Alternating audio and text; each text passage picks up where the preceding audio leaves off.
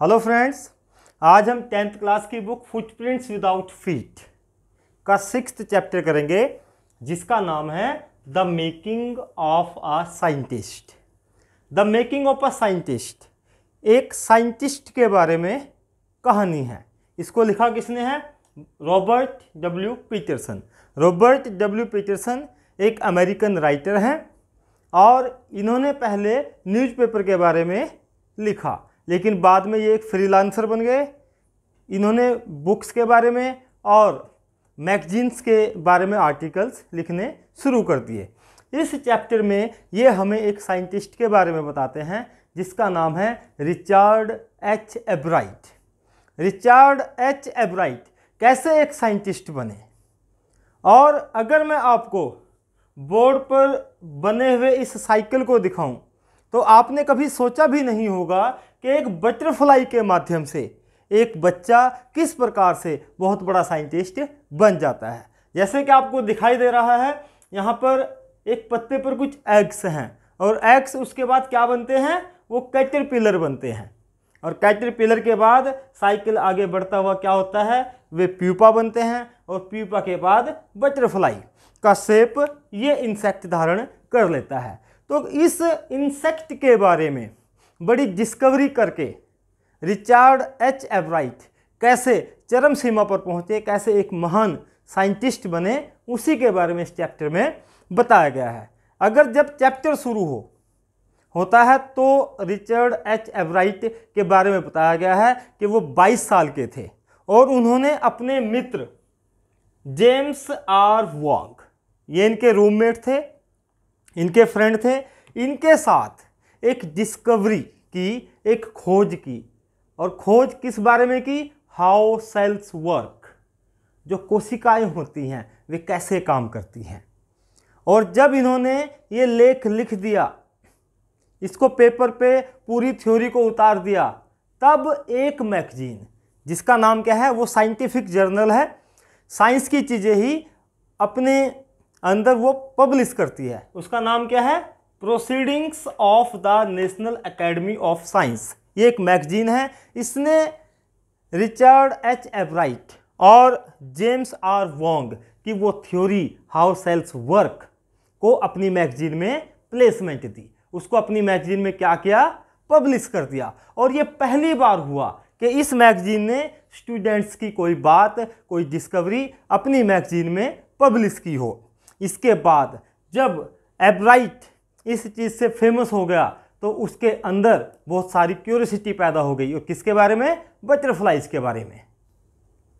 How sales work, ये तो इसकी एक अचीवमेंट थी। इसने बहुत सारी अचीवमेंट्स अपने जीवन में ग्रहण की हैं, बहुत सारी इसने डिस्कवरीज की हैं। और वो कैसे की, कहाँ इसका जन्म हुआ, कैसे ये बचपन में पला बढ़ा, आइए इसके बारे में जानते हैं। इसका जन्म हुआ पेंसिल्वानिया।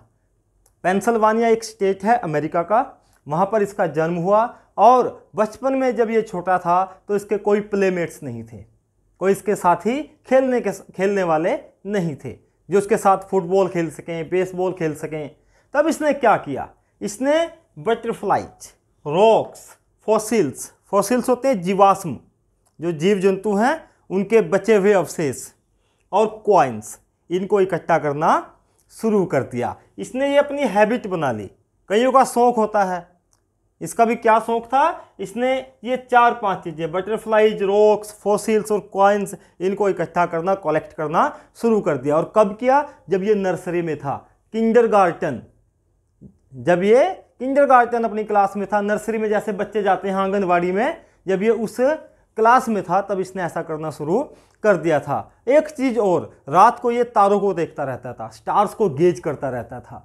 इसका मतलब क्या था? कि इसका इंटरेस्ट एस्ट्रोनॉमी में भी था। एस्ट्रोनॉमी मतलब खगोल शास्त्र में इसका बहुत ज़्यादा इंटरेस्ट था।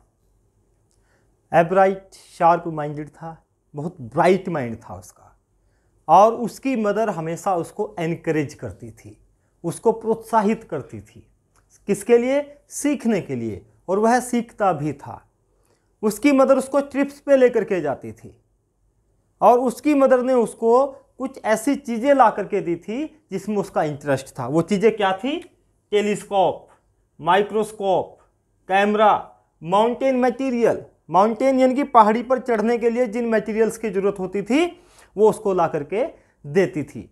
और इसकी मदर हमें बताती है कि जब तक ये स्कूल नहीं गया, इसने स्कूल जाना शुरू नहीं किया, तब तक इसकी एकमात्र साथी, एकमात्र कंपेनियन मैं ही थी। यानी कि इसकी मदर ही इसकी फ्रेंड घर पे हुआ करती थी। और बाद में जब इसने स्कूल जाना शुरू कर दिया तब घर पर इसके दोस्तों को लेकर के इसकी मदर आती थी। यानी कि ये बाहर नहीं जाता था, घर पर ही इसके फ्रेंड्स इसके पास आते थे। जब ये 3rd क्लास में था इसके फादर की डेथ हो गई थी और इसकी माँ कहती है कि रिची यानी कि रिचार्ड एच एब्राइट इसका पूरा नाम है, तो इसको प्यार से रिची बुलाती थी कि रिची ही मेरी पूरी दुनिया थी।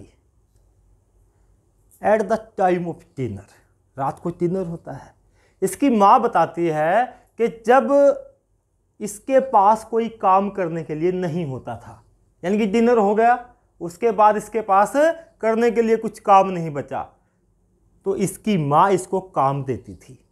फिजिकल वर्क नहीं कि ये यहाँ से यहाँ करो, ये ऐसे करो, इसको मेंटल वर्क देती थी जिससे ये कुछ सीखे।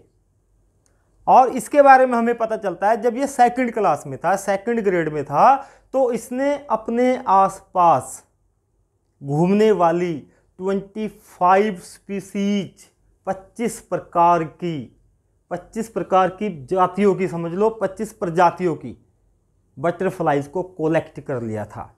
और जब इसकी मदर ने देखा कि इसको इतना इंटरेस्ट है इसमें, क्योंकि वैसे तो बचपन से कलेक्ट करने की आदत थी ही, फॉसिल्स को, रॉक्स को, कॉइन्स को, बटरफ्लाइज को, लेकिन जब इसकी मदर ने इसका इतना इंटरेस्ट बटरफ्लाई कलेक्ट करने में देखा तो इसकी मदर इसके लिए एक बुक ले आई। और बुक का नाम क्या है? The travels of monarch 10। इस बुक में क्या लिखा था? इस बुक में लिखा था कि जो बटरफ्लाइज हैं वो सेंट्रल अमेरिका में कैसे माइग्रेट करती हैं। कुछ पक्षी, कुछ तितलियां, हर प्रकार के जीव जंतु हैं जो एटमॉस्फेयर के हिसाब से माइग्रेट करते हैं, यानी कि एक स्थान से दूसरे स्थान पर जाते हैं। तो उसी प्रकार से तितलियां कैसे सेंट्रल अमेरिका में माइग्रेट करती हैं, ये चीज़ the travels of monarch 10 book में लिखी हुई थी। और जब एब्राइड ने देखा इस पुस्तक को और इसमें पढ़ करके देखा तो इस पुस्तक ने उसके सामने क्या किया? वर्ल्ड ऑफ साइंस, के साइंस इतनी बड़ी है, साइंस की दुनिया खोल कर रख दी। इस प्रकार से एब्राइट ने ये पूरी बुक पढ़ ली। कौन सी book? The travels of monarch 10। और इस बुक में लास्ट में एक चीज लिखी हुई थी कि readers were invited to help the study of butterflies. Readers को इनवाइट किया गया था कि आप अगर बटरफ्लाइज की माइग्रेशन करने में, बटरफ्लाई कैसे माइग्रेट करती है उसकी स्टडी में हेल्प करना चाहते हैं तो हेल्प कर सकते हैं। और आपने क्या करना है कि बटरफ्लाई को पकड़ना है, उस पर एक टैग लगाना है और टैग लगा करके इसको उड़ा देना है। अब देखते हैं ये कहाँ जाती है। और एब्राइट ने ऐसा करना शुरू कर दिया, क्योंकि एब्राइट की मदर ने एक लेटर लिख दिया। किसको? उस डॉक्टर को, उस साइंटिस्ट को जिसने ये बात कही थी। और उस साइंटिस्ट का नाम क्या था? डॉक्टर फ्रेडरिक आ उर्क्वार्ट। ये डॉक्टर फ्रेडरिक कहाँ के थे? ये टोरंटो यूनिवर्सिटी में एक प्रोफेसर थे। टोरंटो यूनिवर्सिटी एक कनाडा की यूनिवर्सिटी है। उन्होंने ही वो रिक्वेस्ट की थी कि आप ऐसे हमारी हेल्प कर सकते हैं। अब एब्राइड ने क्या किया? तितली को पकड़ा, उस पर टैग लगा दिया और उस पर क्या लिख दिया कि अगर किसी को ये टैग मिले, ये तितली मिले, तो किसको बताना है? डॉक्टर फ्रेडरिक आ उर्क्वार्ट को बताना है, ताकि उसको पता चले कि ये बटरफ्लाई कहाँ से चली थी और कहाँ तक पहुंची। इसके बाद ऐसे सोचा, एब्राइड ने क्या सोचा कि अगर मैं ऐसे एक एक बटरफ्लाई पकड़ूंगा तो काफ़ी टाइम लग जाएगा, क्योंकि 6 हफ्तों से वो ऐसा कर रहा था। उसने क्या किया? एक तरकीब निकाली। इंटेलिजेंट तो था ही। उसने कहा क्यों ना मैं बहुत सारी बटरफ्लाइज का एक फ्लॉक, एक झुंड अपने बेसमेंट में जहां मैं बटरफ्लाइज रखता हूं वहां पर उसको पाल लूं। उसने क्या किया? एक मोनार्क बटरफ्लाई का नाम है, एक फीमेल मोनार्क को पकड़ा, उसको क्या किया, अपने बेसमेंट में ले गया। उस फीमेल मोनार्क ने क्या दिए, एग्स दिए। एग्स से क्या बना, कैटरपिलर, कैटरपिलर से प्यूपा, और उससे बहुत सारी बटरफ्लाईज उसको मिल गई। अब एवराइट के पास बहुत सारी मोनार्क बटरफ्लाईज हो गई। उसने उनको टैग करना शुरू किया और उड़ाना शुरू कर दिया।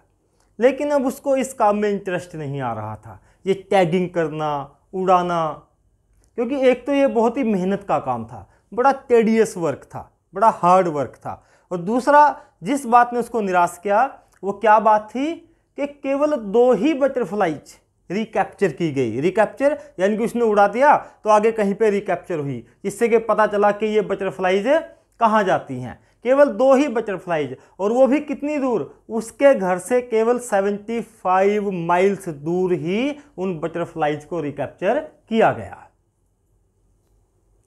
जब एवराइट 4th स्टैंडर्ड में था, 4th क्लास में था, तो इसने जाना कि what is the real science, वास्तविक साइंस क्या है, साइंस किसे कहते हैं। क्योंकि इसने पार्टिसिपेट किया एक साइंस फेयर में। कौन से साइंस फेयर में, काउंटी साइंस फेयर, जो उनके एरिया का एक साइंस का मेला लगता होगा, उसमें इसने पार्टिसिपेट किया। और फ्रॉग टिश्यूज, फ्रॉग के जो टिश्यूज होते हैं उनको स्लाइड में दिखाया कि फ्रॉग की डेवलपमेंट कैसे होती है। जैसे बटरफ्लाई की डेवलपमेंट कैसे होती है, ऐसे ही फ्रॉग टिश्यूज को दिखाया इसने माइक्रोस्कोप में, और स्लाइड आगे ऐसे करता रहा। लेकिन इसको कोई प्राइज नहीं मिला। तब इसने सोचा कि मुझे प्राइज क्यों नहीं मिला और दूसरों को प्राइज क्यों मिला। तब इसने देखा कि जिनको प्राइज मिला उन्होंने रियल प्रैक्टिकल प्रोजेक्ट बनाया था। हालांकि उनके प्रोजेक्ट इतने अच्छे नहीं थे, लेकिन वो वर्किंग प्रोजेक्ट थे। वर्किंग प्रोजेक्ट मतलब उन्होंने करके दिखाया था कि ऐसे ये होता है। और तब से इसने अपने अंदर एक कॉम्पिटिटिव मेंटेलिटी इसके अंदर आ गई, इसके अंदर प्रतियोगिता की भावना आ गई, और इसने बहुत ज़्यादा नॉलेज इंसेक्ट्स के बारे में लेना शुरू कर दिया। अब एवराइट ने रियल प्रोजेक्ट्स पे काम करना शुरू कर दिया, और उसने काउंटी साइंस फेयर में, इंटरनेशनल साइंस फेयर में प्राइज जीतने भी शुरू कर दिए। उसने ऐसा कैसे किया, उसने फ्रेडरिक उर्कवार्ट, जो टोरंटो यूनिवर्सिटी में प्रोफेसर थे, उनको लिखा कि आप मुझे सजेस्ट करें मैं क्या करूं। और उधर से बहुत सारे सजेशंस इसके पास आए। फिर जब ये 8वीं क्लास में था, इसने एक कोशिश की कि जो मोनार्क कैटरपिलर्स हैं, जो मोनार्क कैटरपिलर्स हैं, वो हर साल मर जाते हैं एक वायरल डिजीज से। एक उनमें रोग आ जाता है जिसकी वजह से वो मर जाते हैं। तो उसका क्या कारण है, और इसने कारण को फाइंड आउट करने की कोशिश की। इसने देखा कि बीटल्स एक जहरीला कीड़ा, जिसको मोगरी हिंदी में कह सकते हैं, उस जहरीले कीड़े, उस बीटल्स की वजह से ये कैटरपिलर्स मर जाते हैं। इसने क्या किया, रियल प्रोजेक्ट किया। बीटल्स के साथ कैटरपिलर्स को रखा और देखा कि ये मरते हैं या नहीं मरते हैं। कैटरपिलर्स तो नहीं मरे, क्योंकि उससे इसका प्रोजेक्ट सफल नहीं हुआ। लेकिन इसने एक रियल प्रोजेक्ट किया था, रियलिटी में उसको करके दिखाया था कि कैटरपिलर्स किस प्रकार से वायरल डिजीज से मर रहे हैं, और इस वजह से इसको प्राइज मिला, क्योंकि इसने हकीकत में एक काम करके दिखाया था।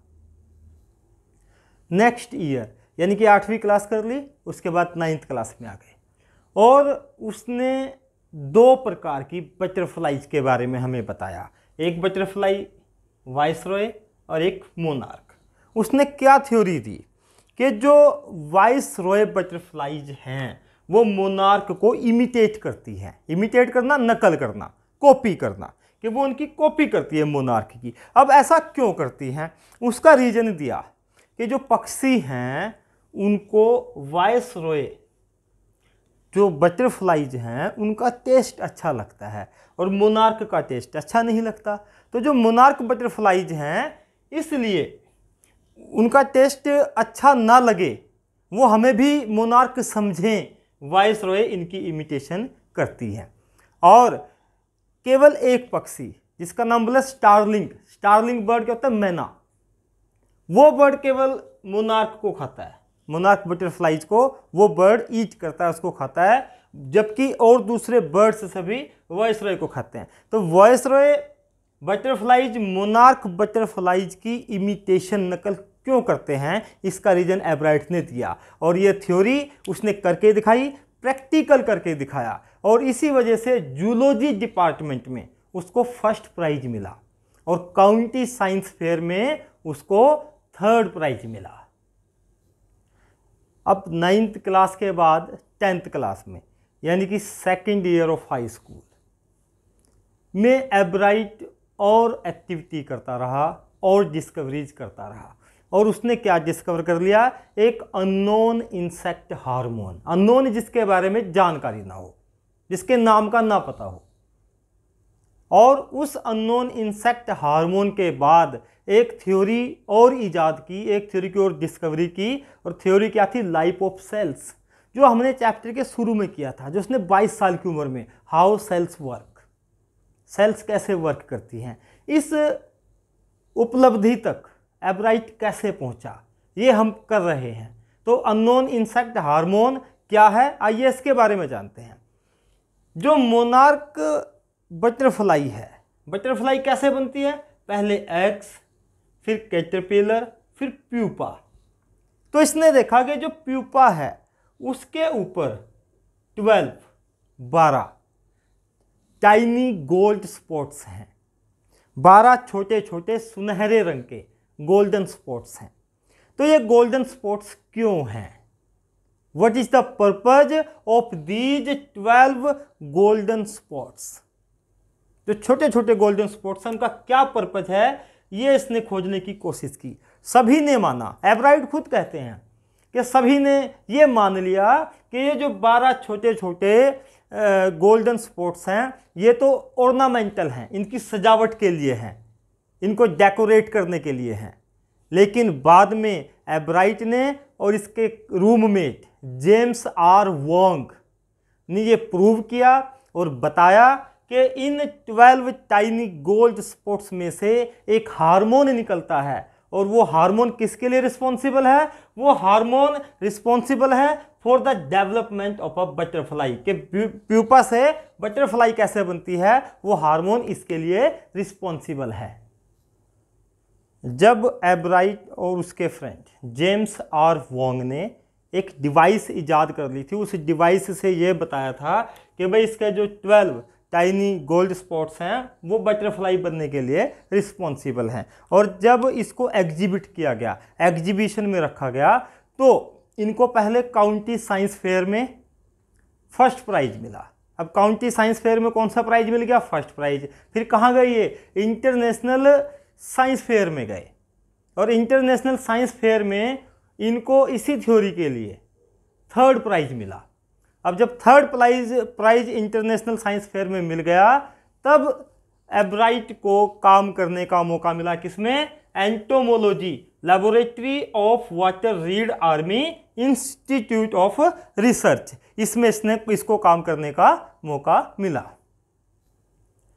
एब्राइट इस आर्मी इंस्टीट्यूट ऑफ रिसर्च के साथ काम करता रहा, और काम करते करते वह प्यूपा के ऊपर भी अपने शोध को, अपनी रिसर्च को उसने जारी रखा। इसके बाद इसने क्या किया, बटरफ्लाई के विंग्स से, जो बटरफ्लाई के पंख होते हैं उनसे सेल्स लिए, उनको डिवाइड किया, एक नॉर्मल बटरफ्लाई बना करके देखी, और क्या देखा कि भाई जो नॉर्मल बटरफ्लाई है ना वो कैसे डेवलप हो, वो उन 12 टाइनी गोल्ड स्पॉट्स की वजह से डेवलप हो, जो उनके अंदर हार्मोन है उसकी वजह से डेवलप हो। इसके बाद रिचर्ड एच एब्राइट ने इस इंस्टीट्यूट के साथ और एक यूएस के एग्रीकल्चर डिपार्टमेंट के साथ भी काम करना शुरू कर दिया। एब्राइट सेल्स पे काम करता रहा, और उसने आगे जाकर के एक डिस्कवरी कर दी, और डिस्कवरी क्या थी, डीएनए की। वो जो अननोन इंसेक्ट हार्मोन था जो रिस्पॉन्सिबल था इस बटरफ्लाई की डेवलपमेंट के लिए, इसने क्या किया, ये एक्सरे देख रहा था, एक्सरे के फोटो देख रहा था बटरफ्लाइज के हार्मोन के, और एकदम से इसके माइंड में कुछ आया और उसने किसने? एब्राइट ने केमिकल फ्रैक्शन भी इसकी सोल्व कर ली कि किस प्रकार के केमिकल से ये हार्मोन बने होते हैं। और इसने फाइंड आउट कर लिया कि जो कोई भी सेल है उसके सेंटर में क्या होता है? डीएनए। उसके सेंटर में डीएनए होता है और डीएनए ही रिस्पॉन्सिबल है हमारी हेरिडिटी के लिए। कई बार कोर्ट किसी का भी डीएनए कराती है, क्यों? ये पता करने के लिए कि इसके पेरेंट्स कौन हैं। तो डीएनए ही हमारे लाइफ का ब्लूप्रिंट है। DNA is the blueprint of our life. इसके बाद एवराइट और उसके रूममेट जेम्स आर वोंग ने डीएनए के बारे में बहुत सारे मॉडल्स बनाए, प्लास्टिक के मॉडल्स बनाए, पेपर्स पे लिखा। और इसके बाद एवराइट ने हार्वर्ड यूनिवर्सिटी से अपनी ग्रेजुएशन की। 1510